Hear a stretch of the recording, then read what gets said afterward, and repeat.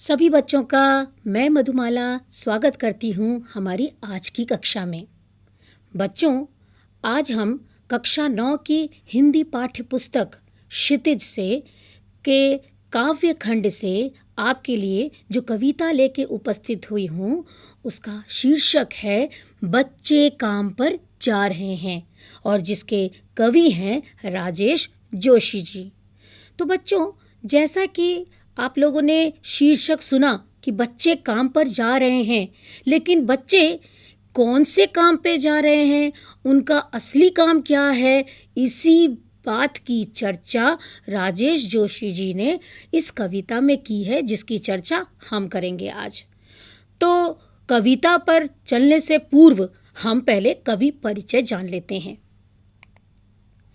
राजेश जोशी जी का जन्म 1946 में मध्य प्रदेश के नरसिंहगढ़ जिले में हुआ था।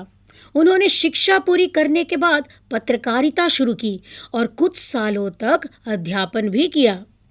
उन्होंने कविताओं के अलावा कहानियां, नाटक, लेख और टिप्पणियां भी लिखी हैं। आइए जानते हैं जोशी जी की प्रमुख रचनाएं कौन सी हैं।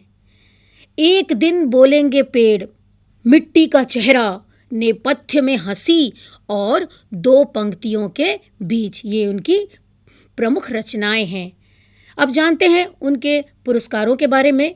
पुणे माखनलाल चतुर्वेदी पुरस्कार, मध्य प्रदेश शासन का शिखर सम्मान और साहित्य अकादमी पुरस्कार से उन्हें बखूबी सम्मानित किया गया है। बच्चों, राजेश जोशी की कविताएं गहरे सामाजिक अभिप्राय वाली होती हैं। वे जीवन के संकट में भी गहरी आस्था को उभारती हैं। उनकी कविताओं में स्थानीय बोली बानी, मिजाज और मौसम सभी कुछ व्याप्त होते हैं। उनके काव्य लोग में आत्मीयता और लयात्मकता है तथा मनुष्यता को बचाए रखने का एक निरंतर संघर्ष भी। दुनिया के नष्ट होने का खतरा राजेश जोशी को जितना प्रबल दिखाई देता है, उतना ही वे जीवन की संभावनाओं की खोज के लिए बेचैन दिखाई देते हैं। तो आज हम जिस कविता को पढ़ने जा रहे हैं उसके बारे में बताया जा रहा है कि बच्चों से बचपन छीन लिए जाने की पीड़ा व्यक्त हुई है। इस कविता में कवि ने उस सामाजिक आर्थिक विडंबना की ओर इशारा किया है कि जिससे कुछ बच्चे खेल, शिक्षा और जीवन की उमंग से वंचित हैं। अब आइए शुरू करते हैं हम अपनी कविता। तो कविता का शीर्षक है बच्चे काम पर जा रहे हैं। तो कवि ने इसके बारे में कहा है कि कोहरे से ढकी सड़क पर बच्चे काम पर जा रहे हैं सुबह सुबह। तो जैसा कि आप इस चित्र को देख पा रहे हैं, धुंध कोहरे से छाया हुआ है।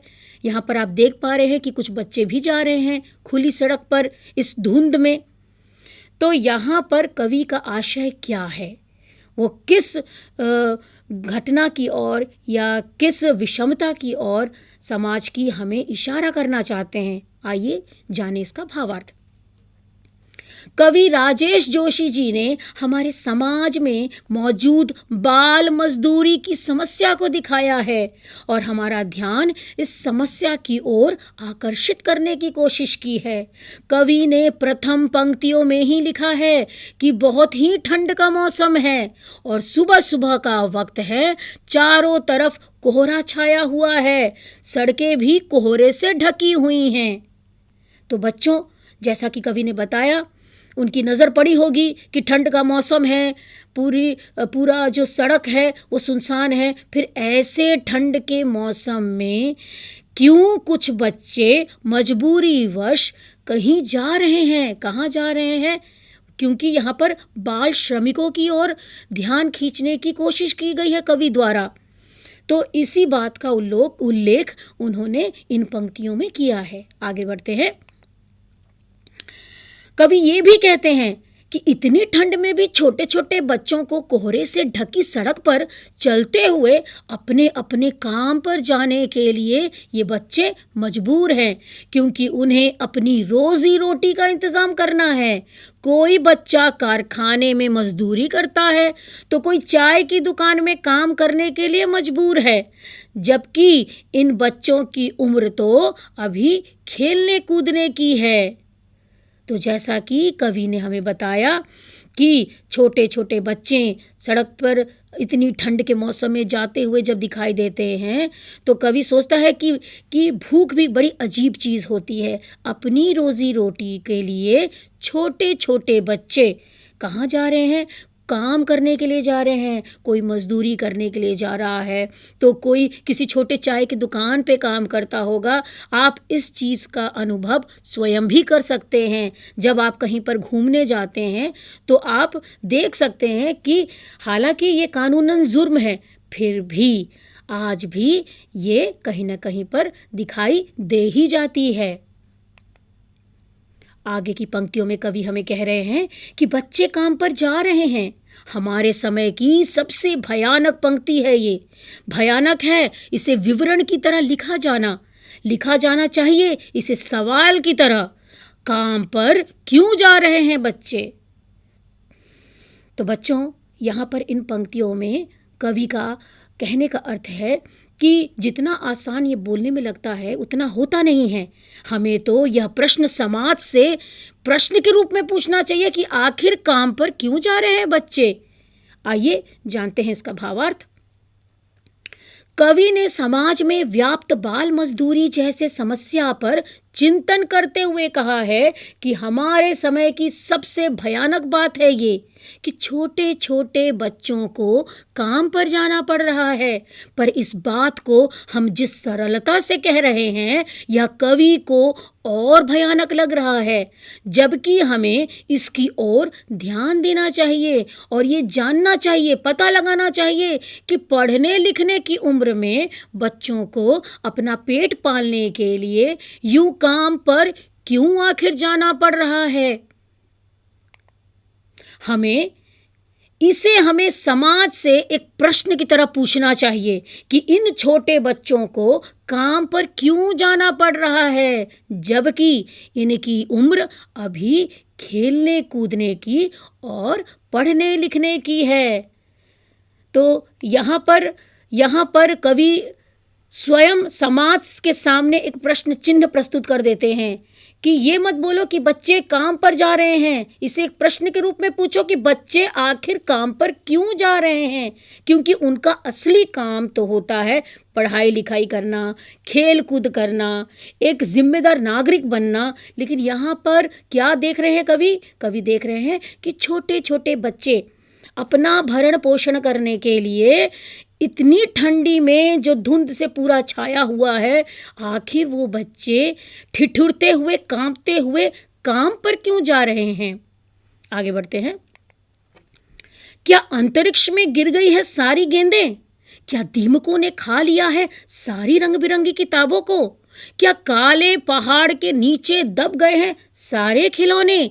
क्या किसी भूकंप में ढह गई हैं सारी मदरसों की इमारतें?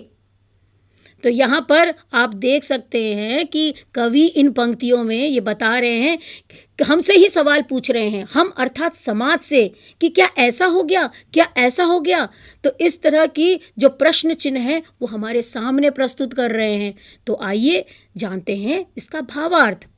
कवि बाल मजदूरों को सुबह भीषण ठंड और कोहरे के बीच में अपने अपने काम पर जाते देखता है,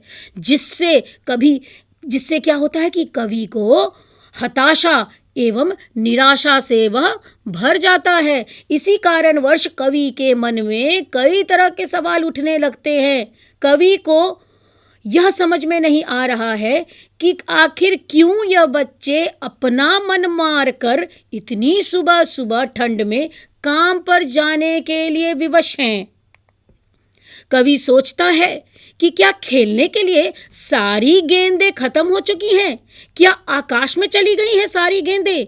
क्या बच्चों के पढ़ने के लिए अब एक भी किताबें इस दुनिया में नहीं बची हैं? या सारी किताबों को दीमकों ने खा लिया है?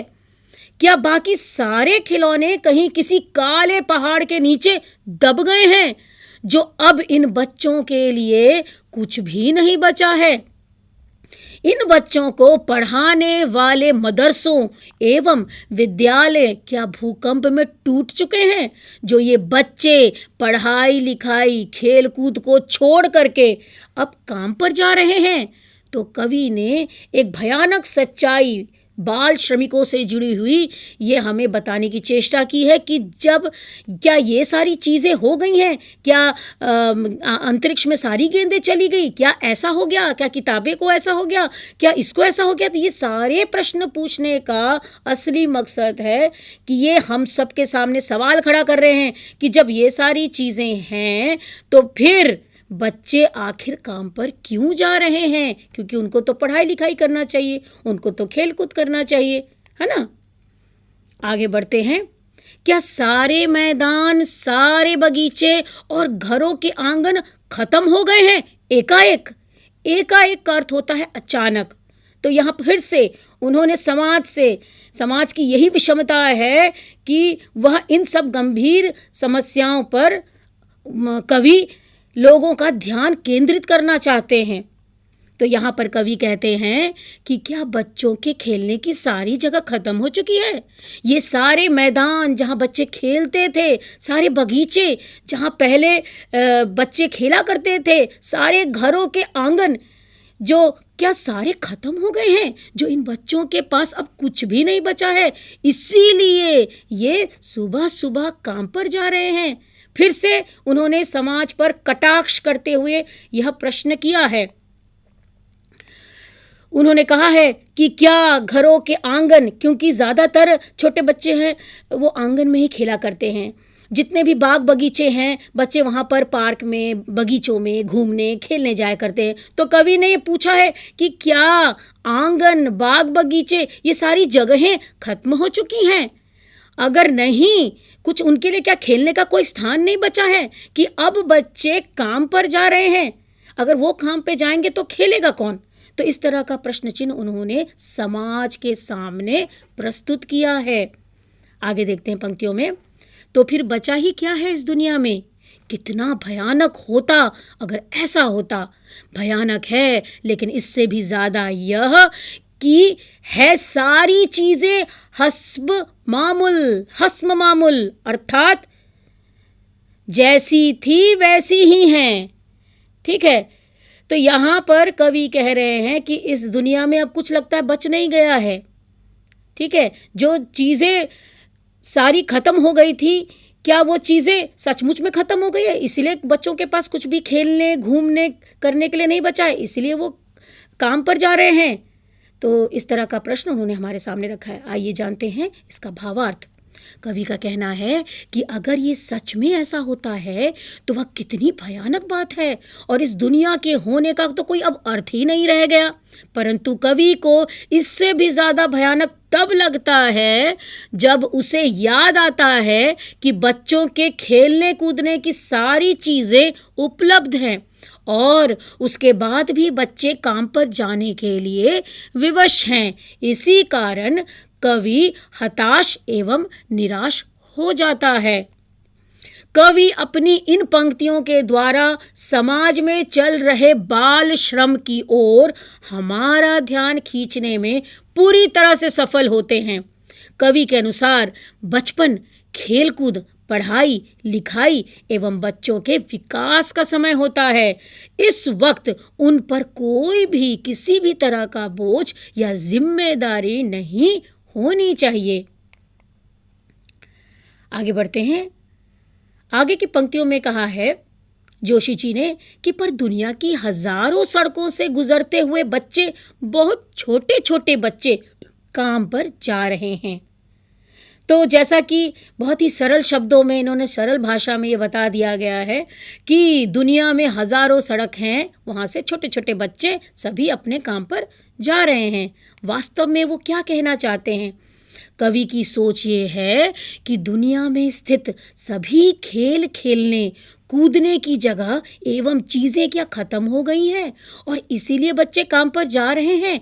लेकिन जब वो देखते हैं कि ये सारी चीज़ें एवं जगह दुनिया में मौजूद हैं, तब उनमें चिंता घर कर जाती है, क्योंकि उन्हें यह समझ में नहीं आता कि इन सारी चीज़ों के मौजूद होने के बाद भी आखिर क्यों छोटे छोटे बच्चे दुनिया के हजार हजार सड़कों से चलकर अपने अपने काम पर जाने के लिए विवश हैं। इसलिए उन्होंने हमारे सामने यह प्रश्न उठाया है कि काम पर क्यों जा रहे हैं बच्चे। तो बच्चों, यहाँ इन पंक्तियों में कवि ने समाज पर ही प्रश्न उठाया है और ये पूछने की कोशिश की है कि आखिर बच्चे क्यों जा रहे हैं। तो वे कह रहे हैं कि अगर सारी किताबें, सारी खिलौने, सारी चीज़ें जैसी होनी चाहिए वैसी प्रस्तुत हैं, तो फिर ये बच्चे उनका उपभोग क्यों नहीं कर पा रहे हैं? क्यों ये इतनी सर्दियों के दिन में वे काम पर जा रहे हैं अपनी रोज़ी रोटी कमाने के लिए? तो इसका क्या हल होगा, ये उन्होंने समाज से पूछा है।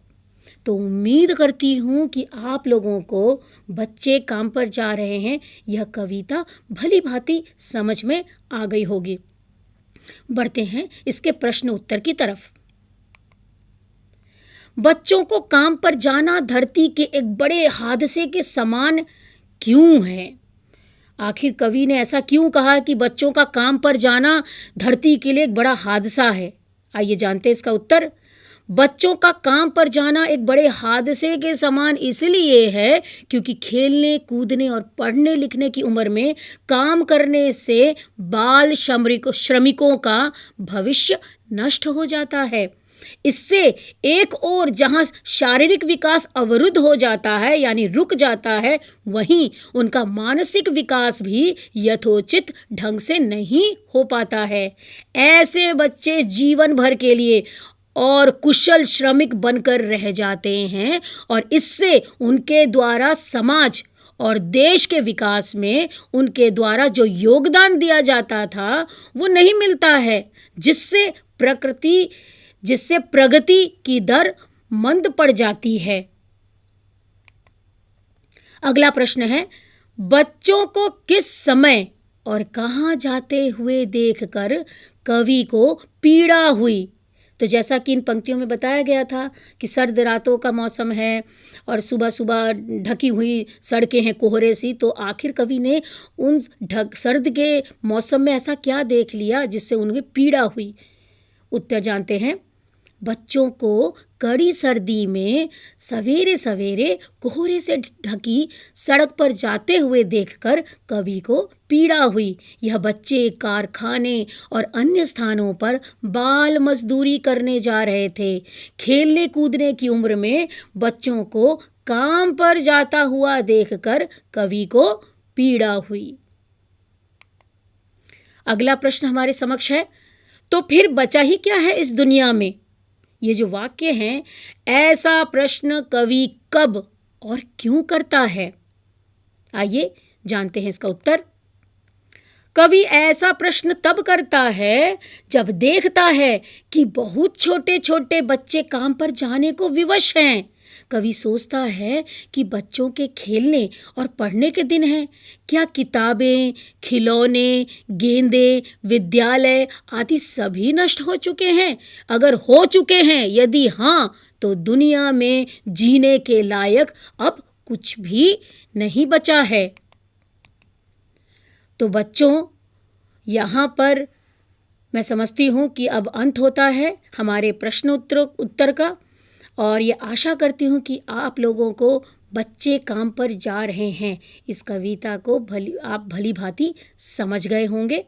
तो इसी के साथ अब विदा लेती हूँ। नमस्कार।